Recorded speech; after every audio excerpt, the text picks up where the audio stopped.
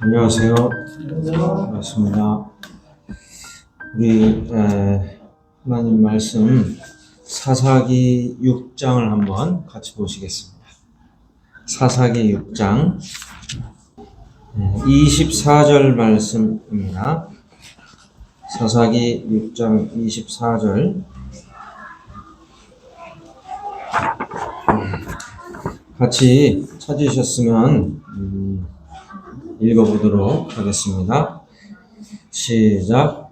기드온이 여호와를 위하여 거기서 제단을 쌓고 그것을 여호와 살롬이라 하였더라. 그것이 오늘까지 아비에셀 사람에게 속한 오라에 있더라. 여기 손을 넣으시고 요한복음 14장을 한 장 더 보겠습니다. 요한복음 14장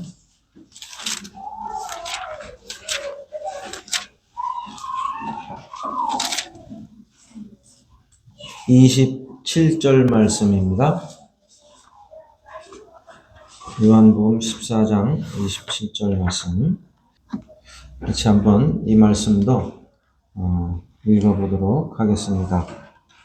시작.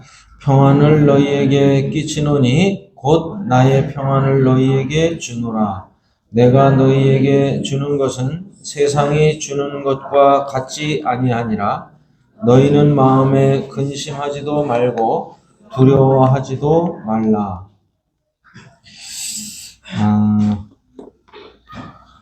그 세상에 돌아가는 이 삶이 너무 바쁘고 분주하다 보니까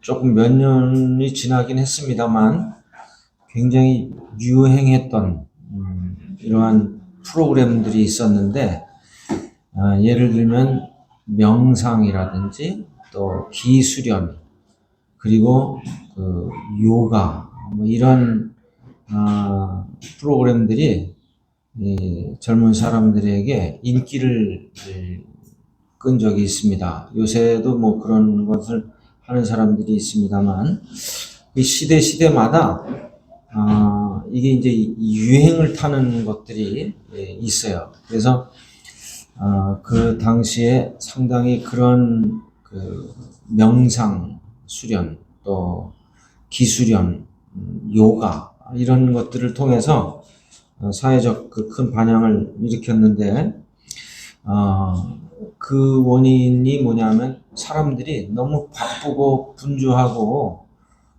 힘들게 살아가다 보니까 그 자기를 생각하고 또 이렇게 마음의 이 평안을 찾기 위해서 그런 그 프로그램을 찾았던 것 같아요.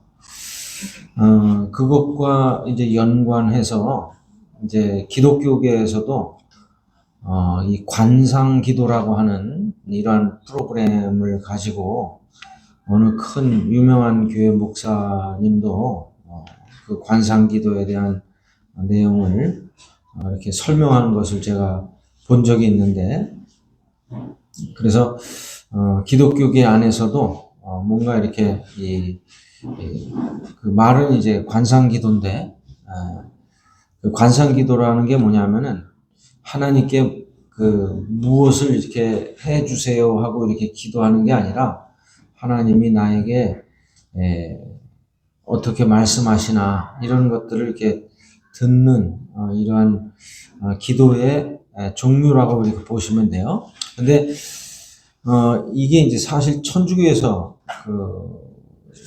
시작된 거예요. 그런데 말은 이제 기도로 이렇게 포장을 하고 있습니다만 조금 전에 말씀드린 이제 그런 명상이라든지 또 이런 그 수련 이런 것들과 이제 상당히 이렇게 일치되는 부정적으로 보면 일치되는 접목을 우리가 가질 수가 있어요.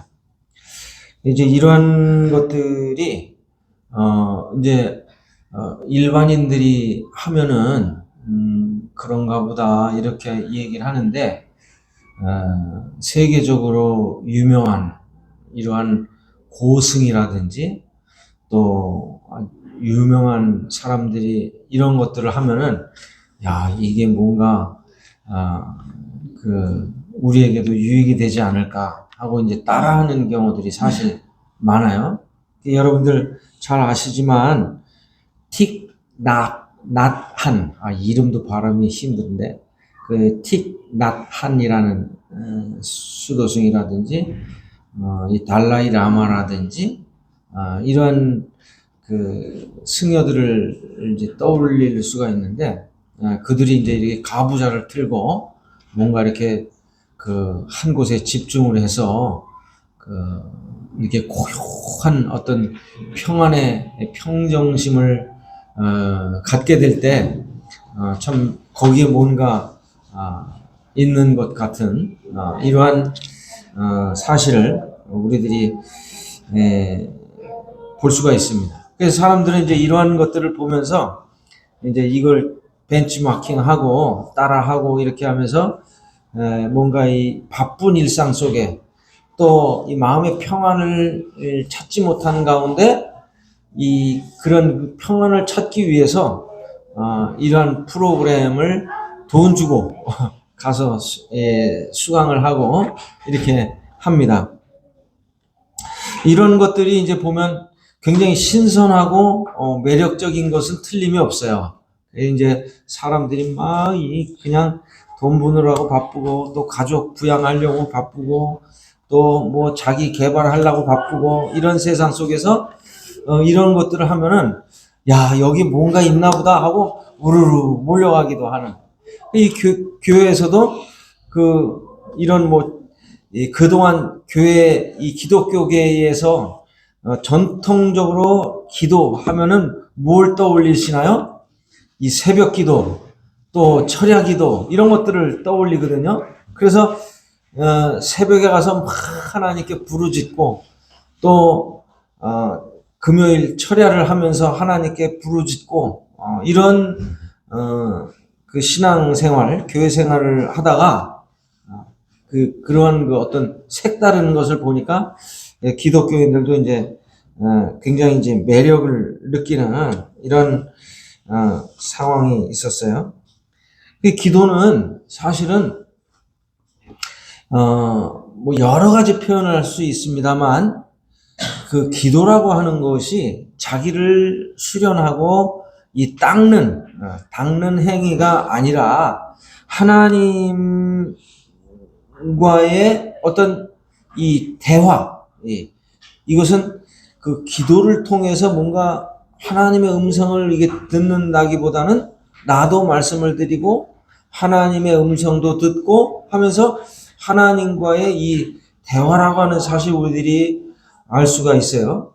성경에 보면은 이러한 그 하나님과의 이 대화 속에서 해답을 찾고 그 해답 속에서 내가 이제 가야 할 방향 또 지켜야 할 순종 이런 것들을 이제 깨닫게 되는 거거든요. 그래서 아까 말씀드린 이 어떤 정신 수련자들이 이 속세를 떠나서 그리고 조용한 산속이나 또 그 바위 위에서 다 가부좌를 틀고 그 수련하는 이것과는 이 성경에서 말씀하시는 이 평안과 평화의 이 개념과는 사실 정반대예요. 성경적 평화는 그런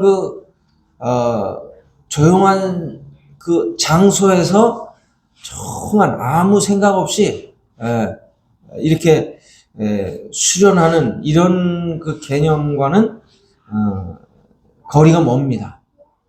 여러분들 제가 매일 받는 이렇게 메일 편지라는 게 있는데 거기서도 보면은 이제 그 사람들을 모아가지고 이제 요새는 그 말이 좀 직선적이고 이렇게 직접적인 말로 말하는데 멍 때리기 들어보셨어요? 멍 때리는. 그게 멍 때리는 게 뭐예요? 아무 생각을 하지 않고 내려놓고 그냥 멍하니 이렇게 그 어떻게 보면 훈련을 하는 이런 프로그램인데, 우리들이요 생각이 없이 가만히 있으면 어떻게 하는지 아세요? 사탄이 이 사탄이 우리 마음속에 이 하나님 말씀이 아닌 그 거짓된 이 약속들, 또 내용들, 이 유혹들을 심어줍니다. 그래서 사람은 멍 때리고 있을 수가 없어요. 사람은 잠자면서도 계속 뭘 꿔요? 꿈을 꾸고 있거든요. 네. 그래서 뭐 프로이드가 뭐 무의식의 세계 뭐 이런 것들을 많이 이야기를 하고 이러고 있습니다만, 이 사람들은 끊임없이 이 생각을 하고, 그리고 그 생각 속에서 그 자기를 만들어가는 이 삶을 살고 있단 말이에요. 그런데 이러한 그 고요한 그 호숫가에서 이 평안을 찾는 우리의 삶과는, 이 성경에서 말씀하시는 이 평안의 삶은 어떻게 보면 정반대예요. 우리가 이제 교회에서도 보면요, 어른들은 예배를 드릴 때 조용해야 하나님 앞에 예배를 잘 이렇게 드리는 거라고 생각을 해요. 그래서 애들이 막 뛰어다니고 놀고 그러면 그 막 신경이 쓰여서 예배를 못 드리는 경우들이 있어요. 그래가지고 저희는 아이들이 셋이었잖아요. 연줄로 이렇게 나가지고. 그러니까 저희 자매가 이제 예배 드릴 때 저는 이제 감사를 해야 되니까 맨 앞에 앉아 있고, 저희 자매는 셋을 돌보느라고 예배를 드리는지 마는지 이렇게 예배를 드렸어요. 요새는 보니까 형제들도 이 부양의 책임을 가지고 이렇게 이 자매들과 이제 나눠서 하는데, 저 때는 저는 이제 감사를 드리라고 저희 자매는 앞으로 보내고 이제 자매만 이제 이렇게. 그럼 이제 애들이 가만히 있어요. 우리 애들이 막 어릴 때는 가만히 있으면 병든 거 아니에요? 막 움직이고 꼼지락거리고 막 이야기하고 엄마한테 보채고 막 이런단 말이에요. 그러면은 그 교회 어떤 모치님이 이렇게 예배를 드리시다가 이제 신경이 쓰이시니까 이렇게 그냥 뒤를 쳐다보시는 거예요. 근데 뒤를 쳐다보면은 어때요? 이 눈동자가 왼쪽으로 가고 오른쪽으로 가니까 노래 보는 것 같잖아요. 그러니까 이제 저희 자매가 또 오금이 저려가지고 조용히 하고 막 이래. 이렇게 예배를 드렸어요. 그런데 정말 그게 영과 진리로 예배를 드리는 예배냐? 그 조용하게 이렇게 하는 게 평안이고 평화고 조용히 드리는 모습이냐? 그렇지 않다는 거예요. 애들이 떠들어도 그런 가운데서 평정심을 잃지 않고 평안을 잃지 않고 그 평안을 찾을 수 있는 사람이 진정한 평안의 소유자인 거예요. 예. 우리들이 예배를 드릴 때 정말 중요한 것은 주변의 환경이나 또 사람들의 북적거리는 이러한 것들 때문에 마음을 쏟고 그것으로 인해서 흐트러지는 이러한 내면을 갖는 것이 아니라, 시끄러운 기계 소리, 또 차 소리, 또 사람들의 이 대화 소리, 이러한 것들을 들릴지라도 그 가운데서 하나님과 대화할 수 있는 이러한 그 심령, 이것이 주님이 주시는 참된 평안이라는 거예요. 예수님도 이 무리들 속에서 이 말씀을 막 전하시는데, 어느 날 어린 아이들이 막 예수님 오시니까 이제 사람들이 모여들 거 아니겠어요? 옛날에는 가족적으로 움직였기 때문에 이렇게 어른들이 오니까 애들도 막 와가지고 뭐 예수님이 좋은 분인지 안 좋은 분인지 잘 모르지만 하여튼 예수님 따라 사람들이 막 오니까 이 어린아이들도 신이 나서 막 시끄럽게 떠들었던 모양이에요. 그러니까 그때 옆에 제자들이 예수님은 신경 안 쓰고 계시는데 제자들이 신경 쓰여가지고 야 조용히 해라. 그리고 그 부모님들한테 조용히 좀 시키시오 이렇게 얘기했어요. 근데 예수님 뭐라 그러세요? 어린아이들이 내게로 오는 것을 막지 말아라. 이거 어린아이들일지라도 어른같이 그 성숙한 언어의 표현 또 그 이런 그 어른들 같이 체면치레 이런 거는 몰라도 어린아이들이 야 예수님이다 예수님이다 하면서 좋아하면서 와가지고 막 자기들끼리 시끄럽게 떠들고 막 이랬단 말이에요. 그러니까 제자들은 그게 신경 쓰인 거예요. 그 조용히 시키시오 이런 거. 예수님은 그러지 마라. 우리 주님이 주시는 이 평안은 그 호수 같은 데서 얻는 평안이 아닌 거예요. 성경에 보면. 여기 우리가 오늘 여기 그 사사기 6장을 한번 다시 넘어가서 보시겠습니다. 사사기 6장을 보시면 아까 24절 읽으셨죠? 24절에 보면 뭐라고 말씀하세요? 기드온이 여호와를 위하여 거기서 제단을 쌓고 그것을 뭐라 그랬어요? 여호와 샬롬 그랬어요. 여호와 샬롬은 뭐예요? 네, 하나님은 평화시다. 하나님은 평안이시다. 이 제단 이름을 그렇게 불렀어요.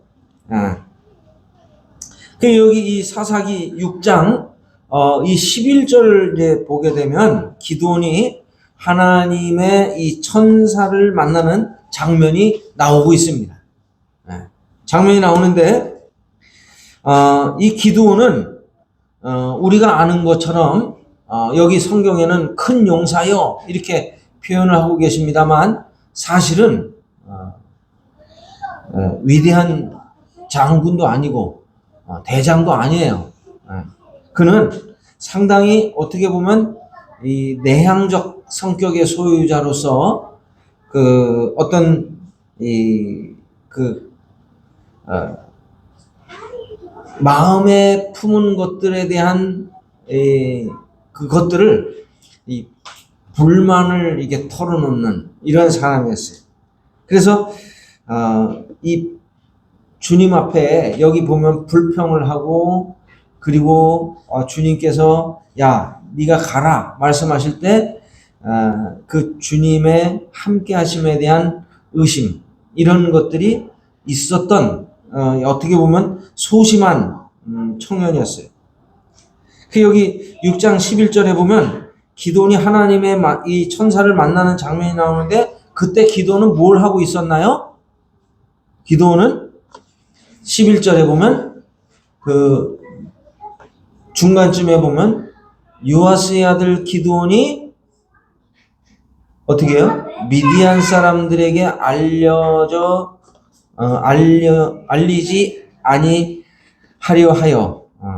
아니하려 하여 밀을 포도주 틀에서 타작하더니. 여러분 타작을 하려면 어디서 해야 돼요? 타작 농사 지으신 분들은 아시잖아요. 타작을 하려면 어디서 해야 돼요? 네? 그 햇볕이 쨍쨍 쬐는 마당에다가 쫙 널려놓고 타작을 해야 되잖아요. 근데 지금 기드온은 어디서 타작을 하고 있어요? 포도주 저장한 포도주 틀에서 타작을 하고 있어요. 이 숨어서 타작을 하고 있었다는 거예요. 왜 그랬어요? 이 미디안 사람들이 그때 당시에 이스라엘을 정복해가지고 거의 정복할 수준에서 매년 이 타작할 때가 되면은 우르르 몰려와가지고 그냥 타작한 것들을 그냥 싹 가지고 가버리는 거예요. 이 힘이 없는 이스라엘 사람들이 말도 못하고 그냥 다 뺏기는 거예요. 그런데 그들이 그러한 이유가 뭐예요? 여기 10절에 보시면 10절에 보면 한번 같이 읽어보시겠어요? 10절에 그 이유가 나와요. 이스라엘 백성들이 그렇게 이 미디안 사람들에 의해서 피해를 보고 그리고 하나님의 백성으로서의 그 자부심과 또 긍지를 갖지 못한 이유가 나와요. 10절 같이 한번 읽어보겠습니다. 시작. 내가 또 너희에게 이르기를 나는 너희의 하나님 여호와이니 너희가 거주하는 아모리 사람의 땅의 신들을 두려워하지 말라 하였으나 너희가 내 목소리를 듣지 아니하였느니라 하셨다 하니라. 이 하나님께서 이스라엘 백성들에게 가나안 땅에 들어왔을 때 하나님을 섬기고 하나님을 온전히 의지하며 살아가도록 말씀하시고, 이 땅의 신들을 섬기거나 이 땅의 신들을 두려워하거나 따르지 말 것을 분명히 말씀하셨는데, 이스라엘 백성들은 하나님의 말씀을 어떻게 해요? 청종하지 않고 순종하지 않고 그 사람들의 신을 섬기고 그들의 생활 풍습을 따르고 그들의 라이프 스타일에 쫓아가는 거예요. 오늘날도요, 우리 그리스도인들의 생활 방식은 세상 사람들이 추구하는 그 유행과 관습에 걸맞는, 거기 버금가는, 그것을 따라가는 삶을 살아가는 사람들이 아니라, 그리스도인이라고 하는 것은 어떤 라이프 스타일을 가져야 되는 거예요? 하나님 나라의 자녀들, 하나님 나라의 백성들의 그 삶의 방식이 있다, 이 말이에요. 그 세상 사람들이 뭐라 하든 우리들은 우리들의 삶의 방식이 있는 겁니다. 그런데 이 그리스도인들이 위축이 되고 주눅이 들고 세상 사람들의 어떤 위세에 눌리다 보면은 그 사람들의 삶의 방식을 추구하게 돼 있는 거예요. 이것은 우리들로 하여금 더 비참하게 만들고 그들의 그 어떤 가지고 있는 재물과 가지고 있는 그 개성과 그런 것들에 우리들이 눌려 살 수밖에 없는 구조로 돼 있는 거예요. 예. 그리스도인들은 그런 사람들이 어떠하든지 우리들은 하나님의 자녀다. 그 전에도 말씀드렸잖아요. 예? 하나님 자녀로서 왕따를 이 세상에서 당해도 우리들이 주눅들지 말자. 응? 왕따가 뭐라고 말씀드렸어요? 외톨이로 만드는 게 아니라 왕을 위해 따로 준비된 자가 왕따예요. 아시겠어요? 장호견 자매님이 웃는 거 보니까 다 이해를 하셨을 줄로 믿습니다. 그래서 왕을 위해 따로 준비된 자들로서 우리들이 그 삶을 살아가야 되는 거예요. 네. 그런데 이 기드온은 지금 이 미디안 사람들에게 이러한 핍박을 받고 압제를 당하는 이런 상황 속에서 마음에 지금 불만이 있는 거예요. 불만. 하나님께 대한 불만이 있어요. 그래서 여기 하나님께서 이 미디안을 만나셔서 이 이스라엘이 거의 정복한 상태에서 이 미디안 이 사람들이 이 이스라엘을 막 괴롭히고 못 살게 구는 것에 대한 이 원망을 누구에게 지금 하고 있는 거예요? 하나님께 하고 있는 거예요. 이 대화를 이렇게 보면. 그래서 이 기드온도 미디안 사람들이 그 곡식을 뺏어갈까봐 햇볕 나는 마당에서 이렇게 타작을 하는 게 아니라 포도주 틀에서 숨어가지고, 주눅이 들어가지고 지금, 이 타작을 하고 있어요. 얼마나 이게 참, 우리가 봐도, 안타깝죠? 이게, 우리도 36년 동안 일제의 치하에서 나라를 잃고 살았지만, 얼마나 참 마음이 슬프고, 지금도 기성세대들은 그것을 잊지 못해서 일본 사람들에 대한 미움, 이런 것들이 있잖아요. 우리들도 이 하나님 나라의 이 백성으로서 하나님 나라의 백성답게 살지 못하면 우리들의 이 삶이 비참해질 수밖에 없는 거죠. 이와 같은 이런 상황 속에서 기드온은 지금 하나님 그 하나님께 대한 원망이 있으면서 이 삶이 이 짜증나 있는 거예요. 짜증나 있어요. 여러분들, 우리 성도님들도 혹시 짜증난 삶을 살고 계시지 않습니까? 나도 좀 이렇게 넉넉하게 좀 살고 싶고, 또 하나님을 이렇게, 이렇게 자유롭게 섬기고 싶고, 그런데, 이게 참, 내 상황이 왜 이렇게 매여 있지? 이렇게 우리들 마음 가운데 그런 이 짜증난 생각을 할 수가 있는 거죠. 그래서 여기 보면은 이 기도원이 그 마음을 그대로 표출을 시켜요. 여기 이 13절을 보시면 한번 제가 보겠습니다. 12절에 여호와의 사자가 기도원에게 나타나서 큰 용사여 여호와께서 누구와 함께 계셔요? 너와 함께 계시다는 거예요. 너와 함께. 예? 그러니까 하나님이 지금 누구와 함께 계세요? 기드온과 함께 계셔요. 그런데 기드온은 그것을 지금 확신하고 있나요? 느끼고 있나요? 그러지 못하고 있다는 거예요. 문제는 오늘날에도 마찬가지예요. 하나님은 우리와 여전히 지금 함께 하고 계신데 우리들이 그 하나님의 임재를 깨닫지 못하고 인지하지 못하고 하나님에 대한 원망, 나의 이 상황에 대해서 불평하고 원망하고 하나님 왜 나를 이렇게 내버려 두십니까? 이렇게 이야기할 분들은 없습니까?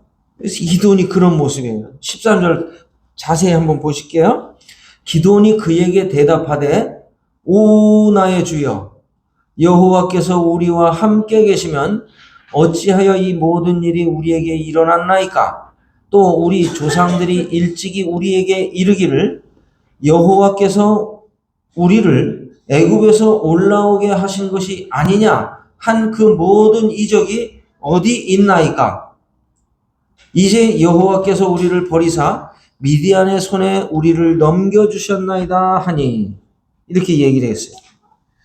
제가 이 표준 세번역을 보니까 이렇게 이야기를 하고 있습니다. 다시 한번 이 내용을 표준 세번역 성경으로 읽어드릴게요.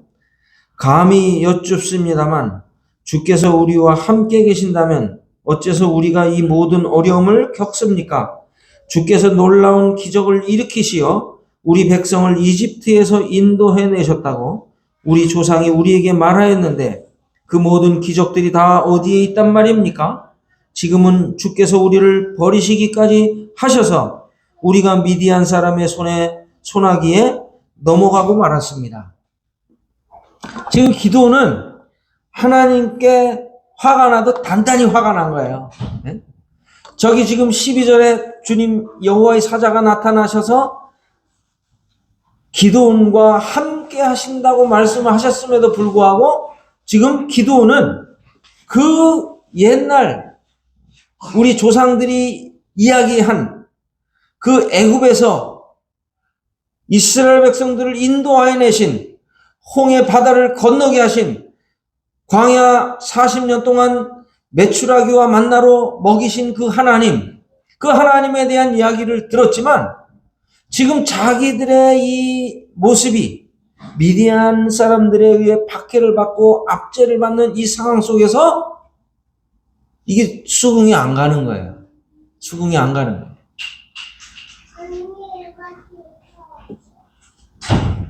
그러니까 하나님의 이 침묵에 대해서 하나님께서 이 이스라엘 사람들을 돌아보지 않으신다라고 하는 이 착각 속에서 어떻게 해요? 눈물의 타작을 하고 있던 기드온은 이 불만을 막 하나님께 쏟아낸 거예요. 그런데 잘 보세요. 하나님의 그 응답. 이 하나님을 불평하고 하나님을 원망하고 하나님을 향해 이렇게 그 불만의 말을 쏟아놓던 기드온에게 하나님은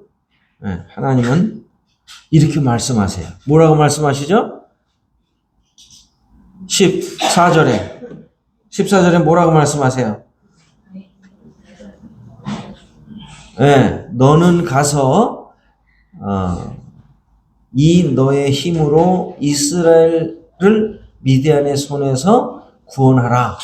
내가 너를 보낸 것이 아니냐. 이렇게 말씀하세요. 그러니까 하나님께서 그래? 그래서 내가 너를 선택했지 않냐. 응? 그러니까 내가 너에게 이미 큰 힘을 주었으니까 너는 그 힘을 의지해서 이스라엘을 미디안의 손에서 구원해라. 그러면 옛날 모세의 기적 같은 그 기적이 일어날 것이다. 그래서 내가 너를 지금 택해서 보내려고 하는 거다. 이런 말씀하신 거예요. 그러니까 조금 전까지 하나님께 막 불평하고 기세등등하게 하나님에 대해서 원망하던 이 기드온이 어떻게 해요? 꼬리를 내려요. 꼬리를 내려. 뭐라고 그러죠? 여기 보니까 15절에 오 주여 내가 무엇으로 이스라엘을 구원하리이까? 보소서 나의 집은 므낫세 중에 극히 약하고 나는 내 아버지 집에서 가장 작은 자니이다. 이게 어쩌면 우리 모습일 수도 있어요. 우리 모습일 수 있고, 그래서 이제 어느 모임에 형제님은 그 교회 성도들이 뭘 한다고 막 이렇게 하면 이제 그 교회 돌아가는 게 답답한 거예요. 그러니까 이것도 좀 하고 저것도 하고 그러면 좋은데 안 하니까 교회가 이렇게 답보 상태에 있는 것 같고 답답하니까 형제님, 그 인도하시는 형제님께 형제님 이거 좀 하면 어떻겠습니까? 그러니까 그 형제님의 답은 형제가 해봐. 그러니까 뭐 비아냥거리는 게 아니라 형제가 정말 해봐. 이렇게. 여러분 우리들이 그 축구 해설자인데요. 기도원의 모습이 이런 거예요. 우리는 모든 것을 날카롭게 판단하고 지적할 능력이 충분한데 막상 그 일을 내가 책임을 맡아서 하게 되면 어때요? 문제는 달라지는 거예요. 문제는 달라져요. 일제시대 때 도산 안창호 선생님이 계셔요. 그분이 그런 말을 했어요. 우리 민족의 불행의 책임을 자기 이외에 돌리려고 하니 대간절 당신은 왜 못하고 남만 책망하려 하시오. 우리나라가 독립 못 되는 것이 다 나 때문이로구나 하고 가슴을 두드리고 아프게 뉘우칠 생각은 왜 못하고 어찌하여 그 놈이 죽일 놈이요 저놈이 죽일 놈이라고만 하고 가만히 앉아 계시오. 내가 죽일 놈이라고 왜들 깨닫지 못하시오. 우리 중에 인물이 없는 것은 인물이 되려고 힘쓰는 사람이 없는 까닭이오. 인물이 없다고 한탄하는 그 사람 자신이 왜 인물 될 공부를 아니하는 것이오? 하고 이 조선 백성들에게 일가를 외쳤어요. 1904년 당시에 이 미국에 가서 신학을 공부했던 이 안창호 선생님은 이 어떤 성경에 대해서도 상당히 탁월한 지식을 갖고 계셨고 성경에서 이러한 그 인간의 내면 이런 것들을 꿰뚫고 보고 있었던 거죠. 우리들이 어떤 사태를 비판하는 역할을 감당하는 것은 쉽지만 막상 그 일을 맡기면 문제가 달라진다니까요. 교회 안에서도 보면 훈수 두는 사람들이 많아요.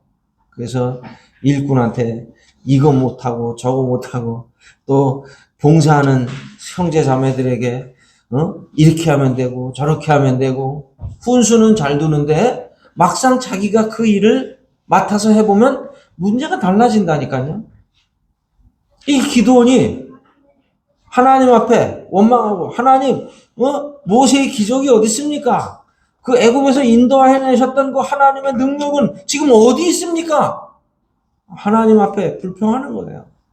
그 하나님이 그래? 그러면 네가 한번 가서 저 이스라엘을 좀 구원해라. 내가 너에게 힘 줄 테니 그러니까 기도는 어떻게 해요?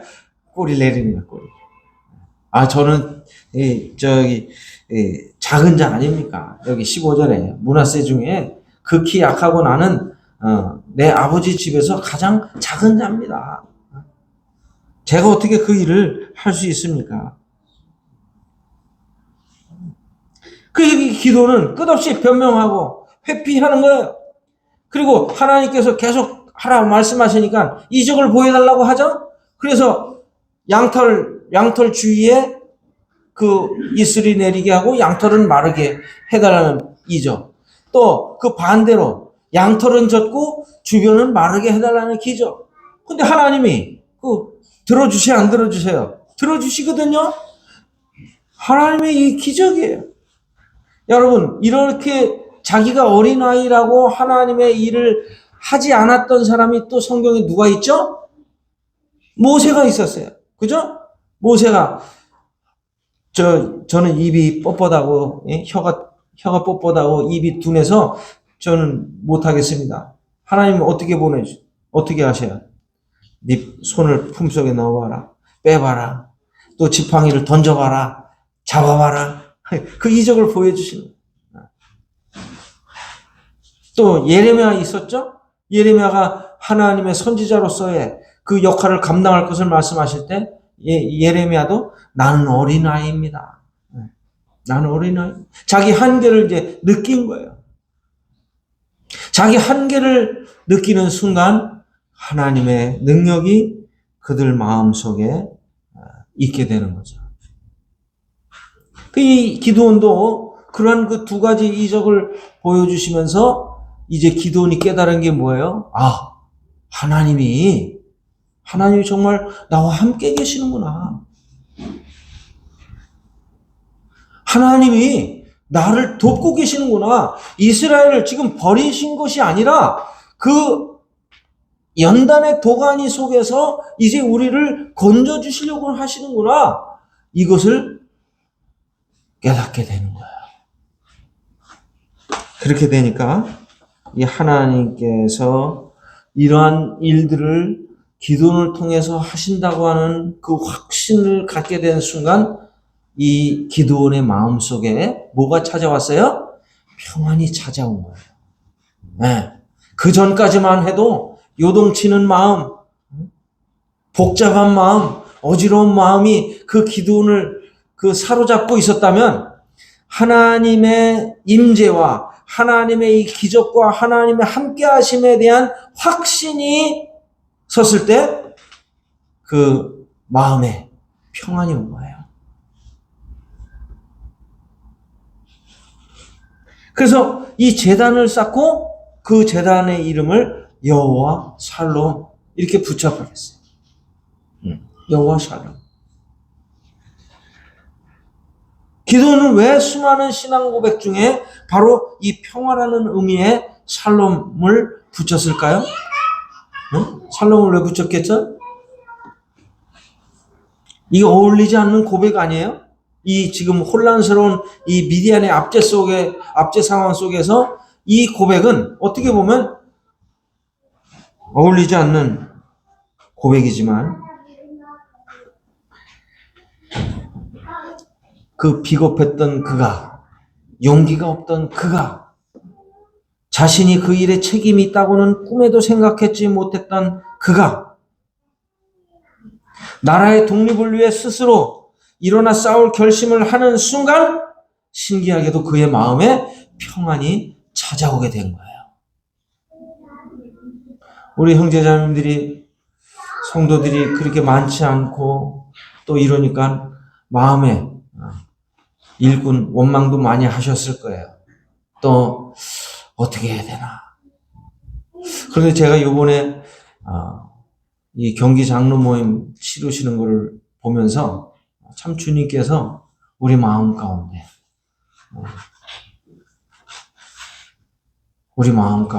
이 기도원 같은 마음 평안을 주시는 것 같은 이런 믿음이 생기더라고요. 형제님들은 월차를 쓰고 또 자매님들은 힘을 다해 음식을 준비하시고 그게 성공적으로 이렇게 잘 맞추게 된 것을 보면서 참 주님 앞에 감사가 됐어요. 이 기드온은 몰래 타작을 해서 미디안 사람 몰래 밥을 먹으면서 배부르다 하고 느끼던 이 평안과는 이제 질적으로 다른 평안을 갖게 된 거예요. 여전히 지금 미디안의 이 압제 속에 있습니다만 이 기드온은 그 하나님이 주시는 이 평안, 그것이 그의 마음을 사로잡게 된 거예요. 여러분, 아까 저희들이 요한복음 14장 27절 말씀 읽었습니다만 평안을 너에게 끼치노니 곧 나의 평안을 너에게 주노라. 내가 주는 것은 뭐예요? 세상이 주는 것 같지 않다. 네? 세상이 주는 것 같지 않다. 너희는 마음에 근심하지도 말고 두려워하지도 말라 말씀하셨어요. 하지만 우리 주님이 주시는 이 평안은 고요한 아까 말씀드린 호수 같은 곳에서의 주시는 평안이 아닌 것을 우리가 이 문맥을 보면 알 수 있지 않습니까? 예수님이 주시는 이 평안은 질적으로 세속적인 평안이 아닌 것입니다. 예수님이 주시겠다는 평안은 뭐예요? 예수님이 주시는 그 나의 평안, 이게 뭔가요? 여기 26절을 우리가 앞에 보시면요. 26절 뭐라고 말씀하세요? 그가 너희에게 모든 것을 가르치시고 내가 너희에게 말한 모든 것을 생각나게 하리라 하고 말씀하신 후에 지금 이 말씀을 하신 거예요. 평안을 주시겠다고.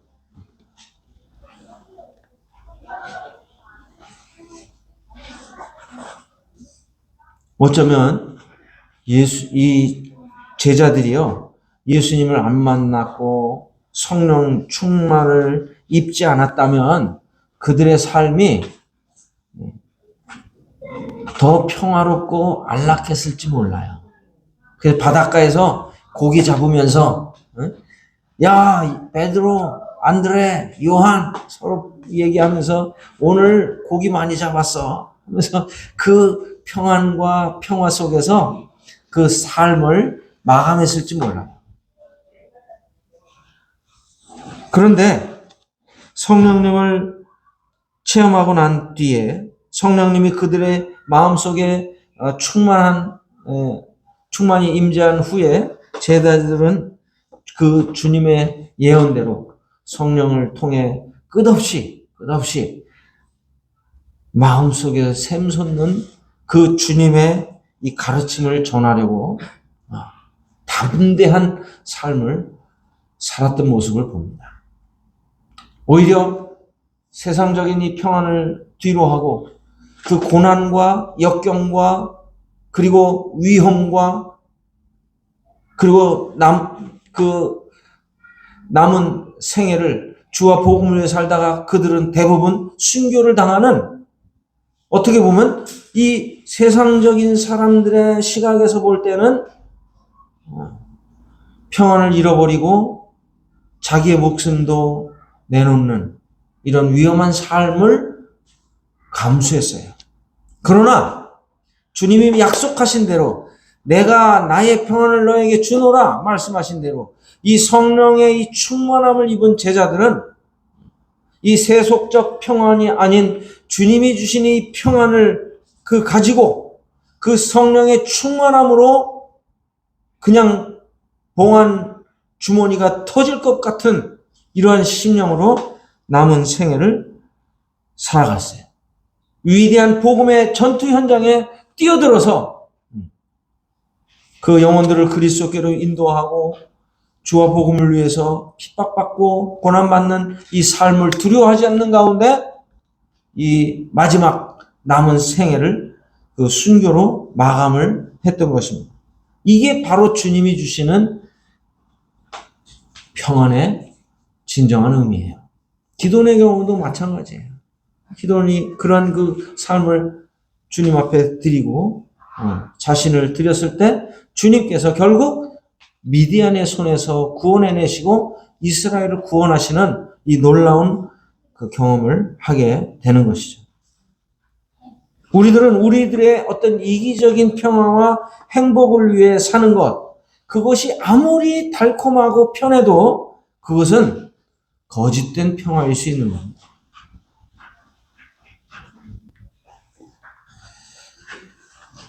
여러분, 이 사탄의 권세가 지금 창궐하고 있는 이러한 시대 속에서 우리들은 어떤 고요한 산 속에 들어가서 또 호숫가를 찾아가서 명상하고 수련하는 이러한 그 가운데 얻는 평안이 평안이라고 생각할 수 있을지 몰라도 성경에서 말씀하시는 진정한 평안은 치열한 복음 전투의 현장 속에서 얻어내는 것이에요. 그리고 치고받고 또 우리가 막 부딪히면서 살아내는 이런 현장 속에서 그 얻어내는 평안이 참된 평안인 것이에요.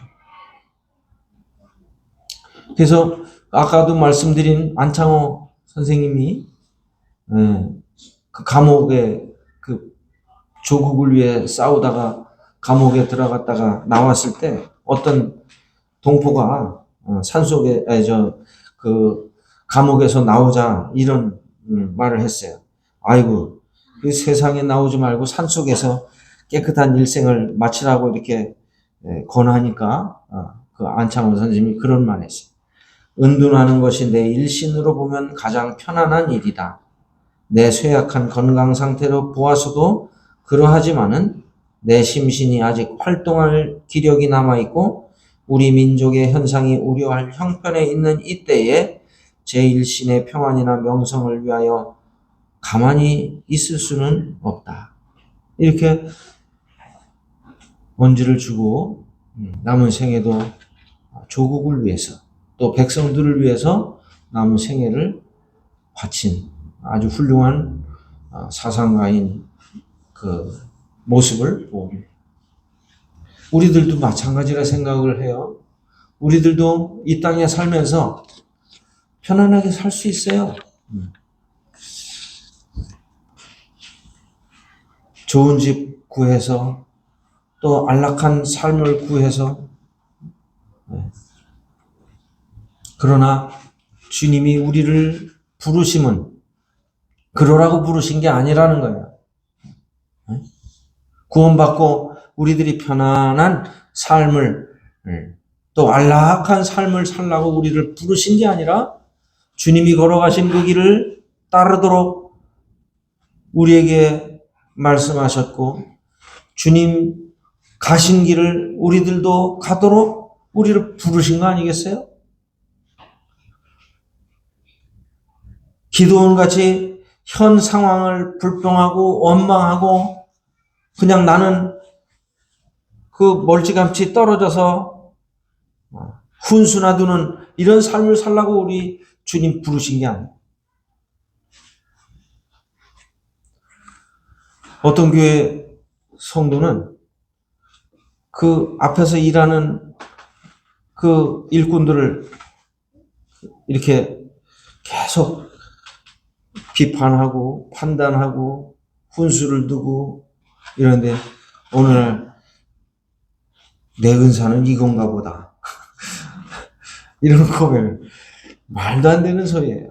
네.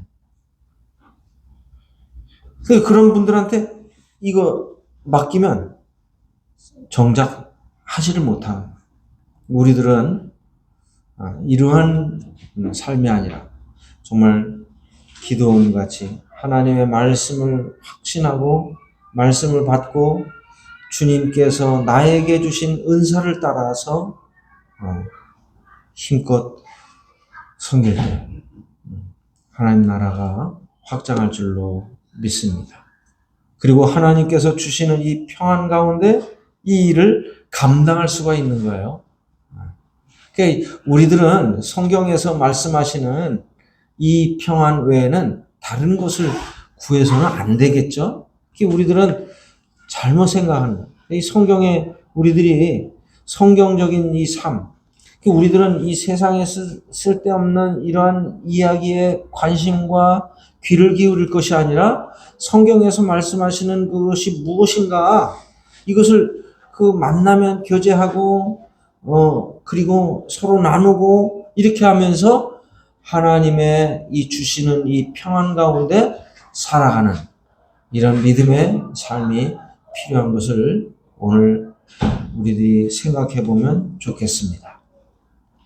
기드온이 제단을 쌓고 그 이름을 여호와 살롬이라고 지은 것 같이, 또 우리 주님께서 십자가에 달려 돌아가시기 전 제자들에게 내가 너희에게 평안을 끼치노라, 나의 평안을 곧 너희에게 주노라, 내가 주는 것은 세상이 주는 것 같이 아니하다 하신 이 말씀의 진정한 의미를 우리들이 되새기면서 참 저희들이 주님이 주시는 이 평안 속에, 이 세상은 요란하고 시끌벅적하고 세상이 뒤집어질 것 같은 이런 상황이 올지라도 우리들 거기에 요동하지 않고 주와 복음을 위해서 달려가는 이 진정한 평안의 소유자들이 되시기를 기도합니다. 기도하겠습니다.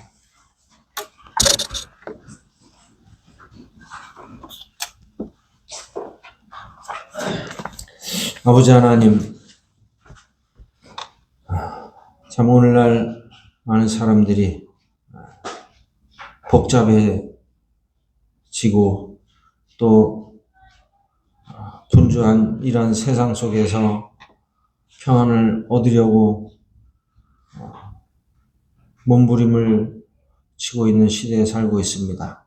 저희들도 이러한 시대 속에 편성돼서 세상이 제시하는 그러한 평안에 휩싸이지 않게 하여 주시고, 성경에서 말씀하시는 이 참된 평안에 거할 수 있도록 저희들을 붙들어 주시고, 이런 요란과 소란스러운 가운데서도 주님 주시는 이 평안을 누리며 믿음으로 살게 하여 주시고, 또 저희들이 저희 일신의 평안과 안락함을 추구하며 저희 생애를 마치지 않게 하여 주시고, 참 주님 앞에 저희 자신을 내어놓고 주님 주시는 이 평안으로 복음의 전투적 현장에서 주님 주시는 이 평안으로 살아가는 이 복된 인생이 되도록 저희들 붙드시고 인도하여 주시옵소서.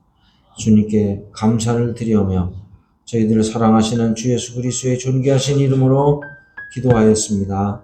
아멘. 감사합니다.